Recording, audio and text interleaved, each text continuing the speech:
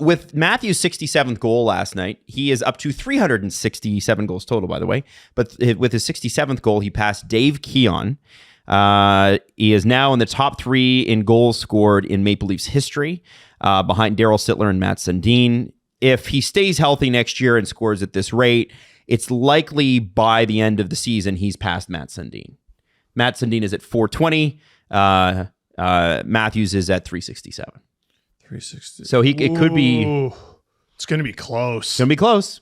Ooh. I mean, he's going to pass it long before he turns 30, which is stupid. But I think it's important if we go through, and I've done this before, games played total by all the players in the top 5. Matt Sundin played 981 games as a Leaf. Wow. 420 goals. Daryl Sittler, 844 games, 389. A lot. Matthews, I'll hold that at the end.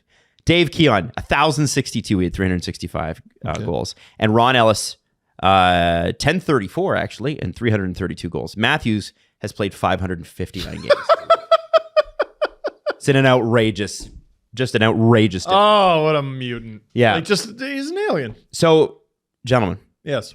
I asked you about how much you cared about the Leafs losing last night. I got a 2 and a 6 from Steve and from Jesse. Out of 10, how much did it matter to you about goals 67 and 68 getting on the board with 3 games less on the scale of 10? 14. Okay, Jesse? Yeah, because he could wrap it up nice and early now. Now, when Matthews hit 60 a couple years ago, he entered the second last game of the season on a Saturday night against Detroit with 2 goals to go.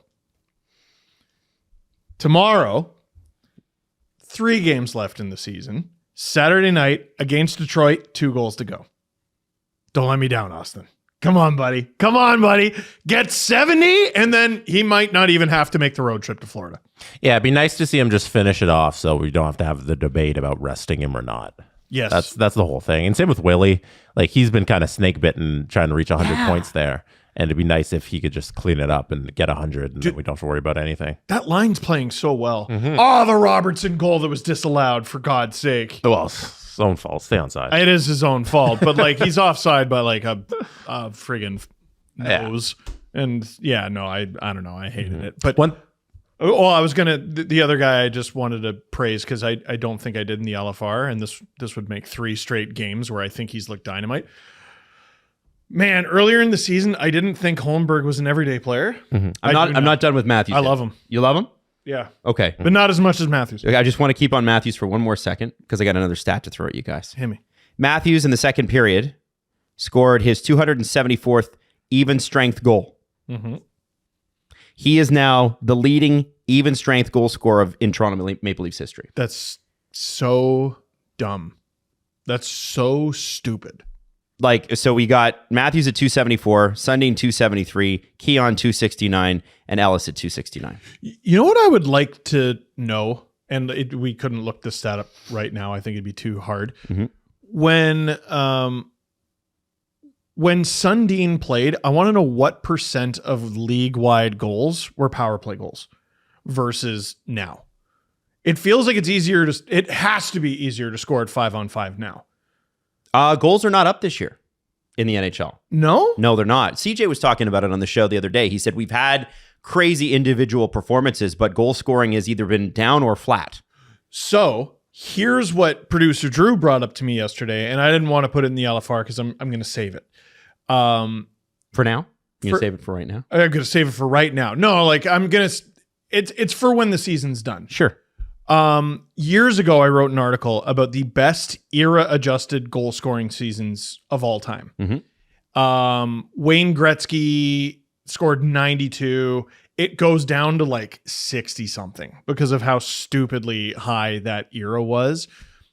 Brett Hull has a couple years in the 70s. Ovechkin had, I think, the second best era-adjusted goal-scoring season ever. When he scored 65, it adjusts up to 72.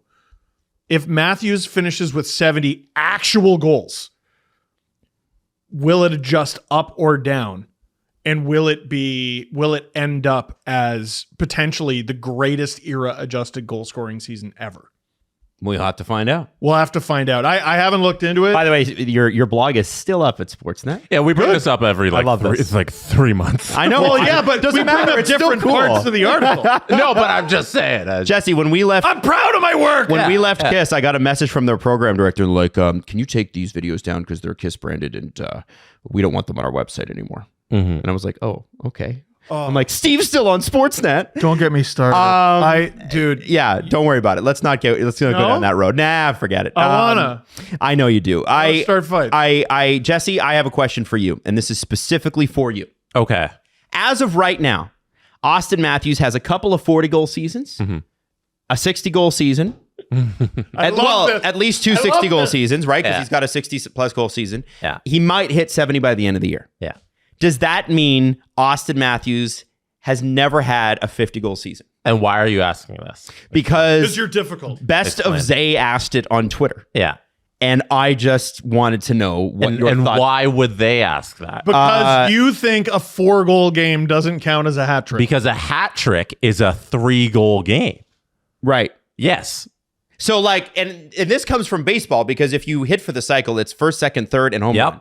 But if you get 2 seconds, a third, and a home run, that's not hitting for the cycle, even though it's better. A home run is when you go to home, you Right. know, and you don't get a triple along the way. I think when you land on 3 goals at the end of the game, you get your hat trick. When you land on 4, you get something else. I am saying by the definition of the word of hat trick, that is, I ended a game with 3 goals. So Jesse, is Austin Matthews now, or has he ever been a 50-goal scorer? Yeah, he's scored 50 goals before. Yeah, he has. in the season. He's never finished a season with 50. He's never. How do you want to detail? Do you want to get into this definition? I want to get He's detailed. never finished the season with 50 goals. So is Austin Matthews a 50-goal scorer? He's never finished the season with 50 goals. So no. That's how I would answer the question. He's finished the season in the 60s. He's going to finish in the 70s. He's finished in the 40s. He's never finished in the 50s. So is Austin Matthews a 50-goal scorer? He's never finished in the 50s. Steven, yes. what are your thoughts on Jesse's? I mean, it's difficult to argue. He is right. Austin has never finished in the 50s. Is it now, can we say that a player that finished above 60 goals was a 50-goal scorer? See, like the way you're asking is Because there were 60 like goals. on Austin's first goal, the first game ever in the National Hockey League, he scores 4 goals, right? Yeah. He does not end with a hat trick, but in that game, he had 3 goals. Right. So if we were just talking, if there was a name for scoring 50 goals in a season, if we called it a Kalunkfolf, if we called it a Kalunkfolf, Okay, I like that. and we said if you score 50 within the 50s in a season, you get a Kalunkfolf. Okay. And then Austin Matthews would not have that because he passed it and he got 60. So he would not have that Kalunkfolk. Okay, Jesse, if he hits 70, is it a Vorm Chocolate? It is no. It is. I think that is yes.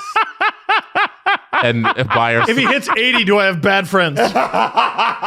I believe the Swedish listeners told us that that's not what. say it? Yes, they told us that nearly right away. And then we played it on the Tack show. så mycket for that information. I don't know where you got that from. You saw some sign. You're like, Sweden! all right. I'm gonna say this got for it the rest from of my life, Sweden! and it's not true. Also, there was a bunch of people drinking garlic beer, and I asked William Lagesson about it on Agent Provocateur. And he's like, I've never heard of that in my entire life. No, he said like, that might oh. be for the foreigners or whatever. I'm like, okay, they're making idiots drink garlic beer then. That's what the Swedish are. They're punking all of A us. ton of there was a hockey writer who had a birthday while over there, and they all went out Wasn't that and they Alter? all drank garlic beer. I think it was Kevin McGrann's birthday. Oh, okay. Alter was there. and though, I think. Zeisberger was there, and Alter was there. Yeah. I believe they all had garlic beer. yeah, but it's not a thing Swedish people do. Well, it's a thing a they thing North serve in Americans, Sweden I guess, do. to dorky tourists, apparently. I think there was a lot of that for you while you were over there. Today, Listen, they're welcome to serve me as many dorky tourist stuff as they want because it was incredible.